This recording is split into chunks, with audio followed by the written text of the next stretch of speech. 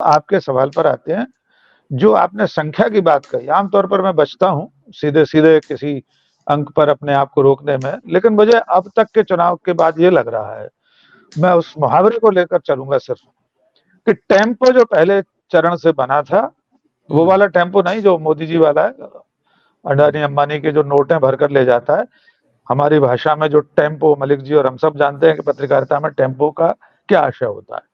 जो प्रवाह बना हुआ था पहले चरण से, वो चौथे चरण में आज भी वो टेम्पो कायम रहा। अगर यही कायम रहता है तो आज 379 सीटों का मतदान हो चुका है। संख्या की बात मैं प्रेम कुमार जी ज्यादा मुझसे जानकार हैं, उनका अध्ययन ज्यादा है, लेकिन मैं उनकी बात में इतना जोड़ना चाहूंगा, हाँ इसके आसपास सीटें कम से कम बीजेपी की कम होती दिखाई दे रही हैं। कितनी? 72? आपके हिसाब से 72 कम हो रही? मैं कह रहा हूं, मैं सीधा किसी संख्या की बात नहीं करूंगा, लेकिन इसके आसपास सीटें बीजेपी की कम हो रही हैं और हर चरण में कम होती लग रही हैं। 72 के ही आसपास, 72 के ही आसपास कम होती हुई 72 के ही आसपास, जी मैं वही कह रहा हूँ, 60 से 70 के बीच में सीटें अभी कम होती हुई दिखाई दे रही हैं, क्योंकि पिछला जो चरण था और आज का चरण ये वो है जहां पर विपक्ष के पास उतनी सीटें नहीं थी। खोने के लिए तो बीजेपी के पास ही था ना सब कुछ, कांग्रेस या बाकी लोगों पर खोने के लिए क्या था। आज महाराष्ट्र में भी मतदान हुआ है 11 सीटों पर, वहां पे केंद्रीय मंत्री राव साहब दानवे जैसे लोग खतरे में हैं। मराठवाड़ा में जो मराठा आंदोलन चला था उसका नुकसान बीजेपी झेल रही है। उत्तर प्रदेश में वे सारी सीटें हैं जहां पर आज की तारीख में अखिलेश खड़े हुए हैं, और तमाम ऐसे चुनावी मुकाबले हैं जहां पर बीजेपी पहले जीती थी और अब हार रही है। तो उस हारने की स्थिति में ये संख्या जो प्रेम कुमार जी बता रहे हैं, वहां तक तो घाटा दिखाई दे रहा है, और ये घाटा 4 चरण का घाटा अगले 3 चरणों में अब तो बहुत कम सीटों का मतदान रह गया है, उसकी भरपाई अब होती हुई मुझे नहीं लग रही। अशोक भाऊ इस पर थोड़ा और विस्तार से बताएंगे। देखिए एकदम क्लियर हार रही है अभी मैं नहीं कहना चाहूंगा, लेकिन इतना जरूर कहूंगा कि जमीनी हकीकत भारतीय जनता पार्टी को मालूम हो चुकी है। मोदी शाह को, उनके पूरे तंत्र को ये मालूम हो गया है कि जनता इस वक्त खिलाफ है। ये जितनी घटनाएं हो रही हैं जिनका आपने जिक्र किया, मैं अपनी बात पूरी कर लेता हूं। अनिल मसीह का जिक्र कर रहे थे मलिक साहब, क्या हुआ उस मामले में? सुप्रीम कोर्ट ने जिसे लोकतंत्र का हत्यारा कहा, उसको सिर्फ माफी मांगकर छोड़ दिया गया, उसे कोई सजा नहीं हुई।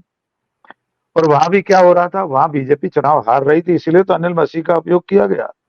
इसी तरह इस वक्त भी हारती हुई लग रही है, इसलिए पुलिस प्रशासन और जितने भी साम दाम दंड भेद के तरीके हो सकते हैं उन्हें अपनाने की कोशिश बीजेपी कर रही है। बारामती जो महाराष्ट्र में सुप्रिया सुले का संसदीय सीट है का क्षेत्र है, स्ट्रांग रूम में 45 मिनट सीसीटीवी कैमरे बंद रहे।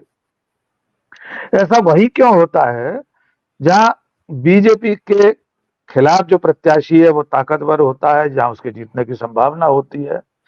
ऐसा क्यों होता है कि बटन दबाने पर वोट बीजेपी के चिन्ह को ही क्यों जाता है? जितने भी आपने देखा होगा कि जब पहले जो मॉक पोल होता है, चाहे वो अटेर भिंड जिले की घटना हो चुनाव के समय या अन्य अवसरों पर, हमेशा ऐसा क्यों होता है कि वोट किसी और को दिया गया हो और छप जाता है फूल का निशान?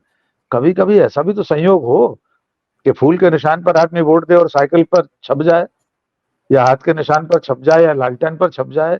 ऐसा आज तक कभी क्यों नहीं हुआ? ये कुछ पहेलियां हैं जिनके उत्तर मिलना भी बाकी है। फिलहाल चौथे चरण के बाद, आज के बाद स्थिति जो दिखाई दे रही भारतीय जनता पार्टी की, वो ये है कि बाकी के बचे 3 चरण में अब वो इस खामी को, इस गड्ढे को भरने की स्थिति में नहीं दिखती। आज भी कम से कम उनके करीब 5 मंत्री दांव पर लगे हुए हैं आज के मतदान में। महाराष्ट्र में राव साहब दानवे हैं और कई मंत्री हैं जिनका भविष्य आज तय होना है। वे सब लोग भंवर में फंसे हुए दिखाई दे रहे हैं। तो मुझे लग रहा है कि बीजेपी की जो बौखलाहट है वो अगले 3 चरणों में और बढ़ेगी। प्रधानमंत्री नरेंद्र मोदी का मुद्दा विहीन होना, उनकी पार्टी का नैरेटिव सेट न कर पाना, जिसके कारण से वे अजीब अजीब मुद्दे लेकर सामने आते हैं। जैसे अभी चौथे चरण से पहले अमित शाह, राजनाथ सिंह, वे पाक अधिकृत कश्मीर का मुद्दा लेकर आ गए हैं। भाई 10 साल से आप सरकार में थे, आपने क्या किया? भेज देते फौज, कर लेते कब्जा, किसी ने मना किया था क्या? लेकिन उनके ये मुद्दे अब चल नहीं रहे हैं। चुनाव के बाजार में खोटे सिक्के की तरह चलन से बाहर हो जाते हैं बीजेपी के सारे मुद्दे।